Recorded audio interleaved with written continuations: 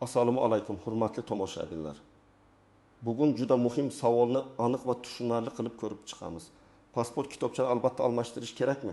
Pensionerlarga biometrik pasport yoki ID karta kerakmi?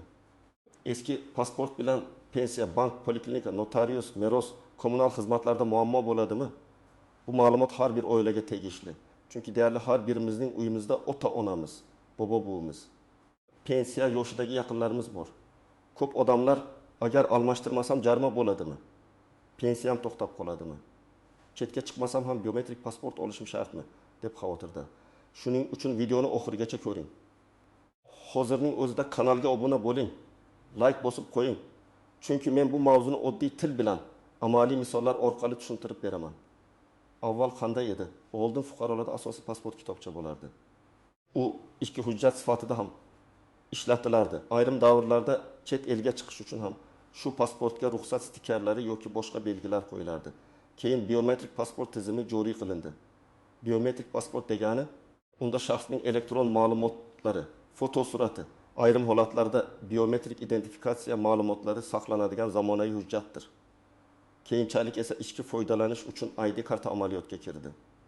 Hozirgi tartibni oddiy qilib aytsam, O'zbekiston ichida shaxsni tasdiqlash uchun asosiy zamonaviy hujjat ID karta hisoblanadi. Chet elga chiqish uchun esa xorijga chiqish biometrik pasporti kerak bo'ladi. Ya'ni bitta eski pasport kitobcha o'rniga vazifalar ajraldi. Ichkarida ID karta, chetga chiqishda xorijga chiqish pasporti. Mana shu o'zgarish sababli ko'pchilik, ayniqsa pensionerlar chalkashib qoldi. Kimdir mahallada hamma almashtirish shart ekan deydi.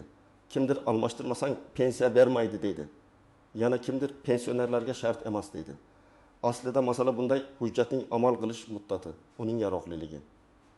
Sizning undan qanday maqsadda foydalanishingiz va davlat xizmatlarida ma'lumotlar qanday ko'rinishi muhim. Eng katta xato shuki, odamlar pasportim qo'limda turibdi, demak hammasi joyida deb o'ylaydi. Uning amalda yaroqli bo'lishi boshqa.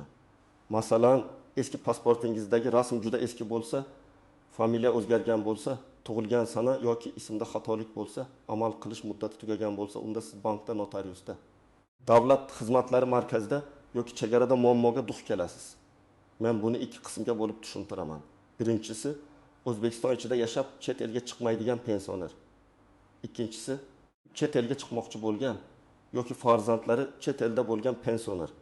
Agar pensioner O'zbekiston ichida yashasa, chet elga chiqish niyati bo'lmasa, unga aynan xorijga chiqish biometrik pasporti har doim ham kerak bo'lavermaydi. Lekin shaxsni tasdiqlash uchun yaroqli hujjat kerak. Bugungi amaliyotda bu ko'pincha ID karta bo'ladi. Ya'ni savolni to'g'ri qo'yish kerak. Pensionerga chet el pasporti kerakmi emas? Pensionerning shaxsini tasdiqlovchi yaroqli hujjati bormi deb so'rash kerak. Masalan, 72 yoshli otaxon Toshkent viloyatida yashaydi. U hech qachon chet elga chiqmagan, chiqmoqchi ham emas. Unga har oy pensiya kartaga tushadi. Agar uning eski pasport kitobchasi yaroqli deb tan olinayotgan bo'lsa va barcha ma'lumotlari bazalarda to'g'ri chiqsa, vaqtincha katta muammo bo'lmasligi mumkin.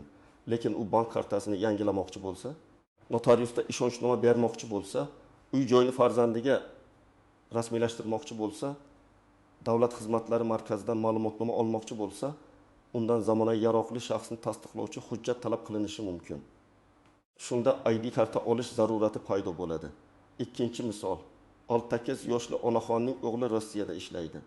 Onaxon yiliga bir marta o'g'lining oldiga borib kelmoqchi. Bu holatda ID kartaning o'zi yetmaydi. Chet elga chiqish uchun alohida xorijga chiqish biometrik pasporti kerak bo'ladi.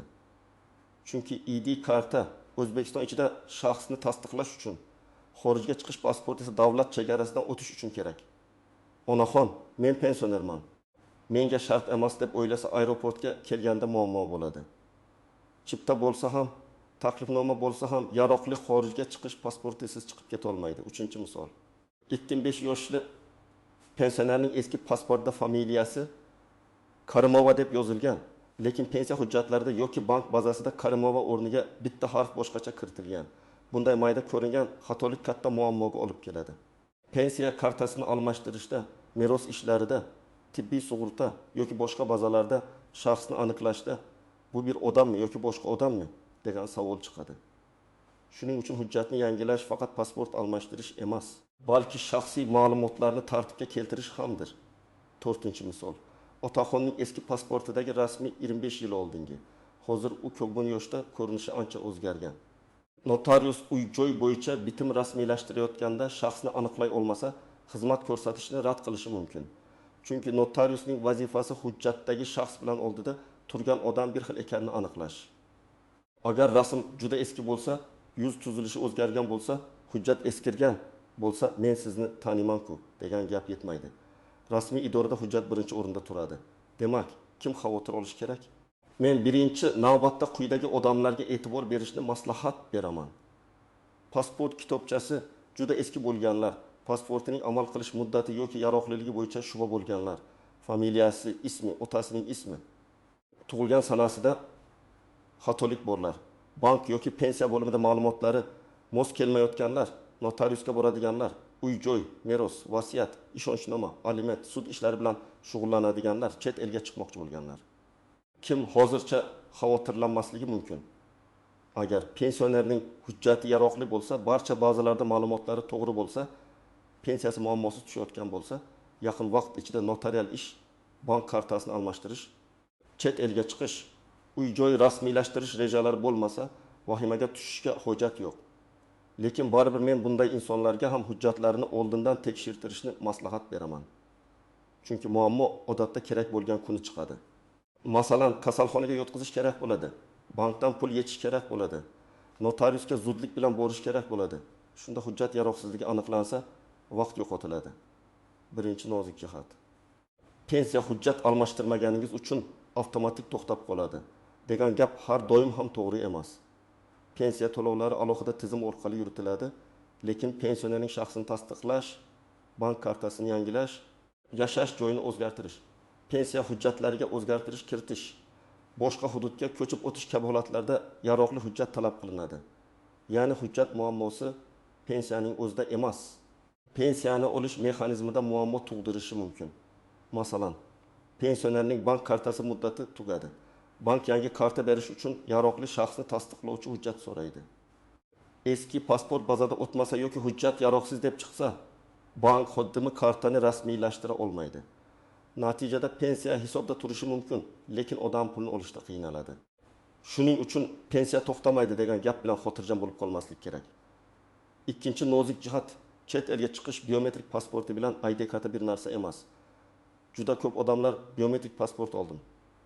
Endi ID karta kerak emas yoki ID kartam bor. Endi chetga chiqsam bo'ladi deb o'ylaydi. Bu noto'g'ri.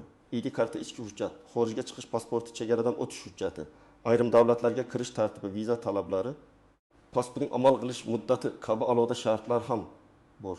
Masalan, fuqaro Turkiyaga yoki boshqa davlatga bormoqchi. Uning xorijga chiqish pasporti bor, lekin amal qilish muddati 2 oy qolgan. Ayrim davlatlar pasportning amal qilish muddati kamida 3 oy, 6 oy yoki undan ko'p bo'lishini talab qilishi mumkin. Demak, pasport qo'lda borligi yetarli emas. Uning muddati ham safar talabiga mos bo'lishi kerak. Uchinchi nozik jihat. Keksalar uchun hujjat rasmiylashtirishda sog'liq masalasi. Ba'zi pensionerlar yura olmaydi. Nogironligi bor, ko'zi yaxshi ko'rmaydi, imzo qo'yishda qiynaladi. Bunday holatda yaqinlari buvim o'rniga men borib olib kelaman deb o'ylaydi. Lekin shaxsni tasdiqlovchi hujjat rasmiylashtirishda odatda fuqaroning o'zi kelishi, suratga tushishi, ma'lumotlari tekshirilishi kerak bo'ladi. Agar odamning sog'lig'i sababli o'zi bora olmasa, migratsiya va fuqarolikni rasmiylashtirish bo'limidan yoki mas'ul organlardan joyiga chiqib xizmat ko'rsatish imkoniyati bormi? Qanday tartib bor? Shuni oldindan so'rash kerak. Ayrim hollarda ishonchnoma, tibbiy ma'lumotnoma yoki boshqa tasdiqlovchi hujjatlar talab qilinishi mumkin. 4-chi nozik jihat, propiska yoki doimiy yashash joyi. Hujjat almashtirishda odamning doimiy ro'yxatda turgan manzili, oilaviy holati, eski hujjatdagi ma'lumotlar, tug'ilganlik haqida qaydlar bazada to'g'ri bo'lishi kerak. Agar fuqaro bir hududda ro'yxatda, boshqa hududda yashayotgan bo'lsa, qayerga murojaat qilish?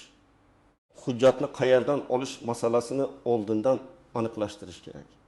Davlat xizmatlari markazi yoki migratsiya bo'limi xodimlari sizga amaldagi tartib bo'yicha yo'l ko'rsatadi.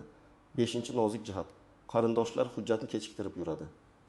Keyin zudlik paydo bo'ladi. Men amaliyotda ko'p ko'rganman. Bobo yoki buvining pasporti yillar davomida yangilanmaydi. Hamma kerak bo'lsa qilamiz deb yuradi. Keyin uy sotish kerak bo'ladi, meros ochiladi. chet eldagi farzandnikiga borish kerak bo'ladi. Davolanish uchun zudlik bilan hujjat kerak bo'ladi. Ana shunda bir kunda hal bo'lmaydigan ishlar chiqadi. Hujjatda xatolik, tug'ilganlik davlatnomasi topilmaydi. Nikoh guvohnomasi yo'qolgan. Familiya o'zgarishi bo'yicha asosiy ma'lumot kerak. Shuning uchun hujjat masalasini tinch paytda hal qilish kerak. 6-nozik jihat jarima masalasi. Odamlar eng ko'p jarima bo'ladimi deb so'rashadi. Bu yerda men ehtiyotkorlik bilan aytaman. Hujjatlar bo'yicha muddatlar, almashtirish majburiyatlari, yaroqsiz hujjat bilan yashash, ro'yxatdan o'tish qoidalari qonunchilikda belgilangan. Amaliyot va miqdorlar vaqt o'tishi bilan o'zgarishi mumkin. Shuning uchun aniq jarima bor yo'qligini, miqdorini va sizning holatingizga tatbiq etilishini migratsiya bo'limi yoki davlat xizmatlari markazidan tekshirtirish kerak. Lekin asosiy tavsiyam, jarima bo'ladimi yo'qmi deb kutib o'tirmang. Yaroqli hujjat sizning o'zingizga kerak. 7-nozik jihat, pensionerning yoshi katta bo'lsa, endi menga nima kerak deb o'ylashi. Bu noto'g'ri yondashuv. Katta yoshdagi odamga hujjat yosh odamdan ham ko'proq kerak bo'lishi mumkin. Chunki pensiya, davolanish, sanatoriy, bank, meros, vasiyat, notarial ishonchnoma, kommunal to'lovlar, uy-joy hujjatlari, subsidiyalar, ijtimoiy yordamlar, parvarish puli kabi ko'plab masalalar aynan keksalar hayotida uchraydi. Hujjat tartibli bo'lsa, farzandlar ham qiynalmaydi. Davlat idoralari bilan ish ham tez yuradi. Birinchi qadam, uyda bor hujjatlarni tekshiring. Pensionerning pasport kitobchasi, ID kartasi bo'lsa ID kartasi, chet el pasporti bo'lsa chet el pasporti, tug'ilganlik guvohnomasi, nikoh guvohnomasi, agar familiya o'zgargan bo'lsa shu haqdagi hujjatlar, pensiya daftarchasi yoki pensiya ma'lumotlari, bank kartasi, yashash joyi bo'yicha ma'lumotlarni bir joyga yig'ing. Hujjatdagi ism, familiya otasining ismi, tug'ilgan sana va joy bir-biriga mos keladimi? Diqqat bilan qarang. Ikkinchi qadam, hujjatning yaroqliligini aniqlang. Agar pasport juda eski bo'lsa, sahifalar yirtilgan bo'lsa, muhrlar o'chgan bo'lsa, rasm odamni tanib bo'lmaydigan darajada eski bo'lsa, ma'lumotlarda xato bo'lsa, uni almashtirish masalasini kechiktirmang. Hali o'tib turibdi degan gap ertaga bankda yoki notariusda o'tmasligi mumkin. Uchinchi qadam, maqsadni aniqlang. Agar pensioner faqat O'zbekiston ichida foydalanish uchun hujjatga muhtoj bo'lsa, ID karta masalasini ko'ring.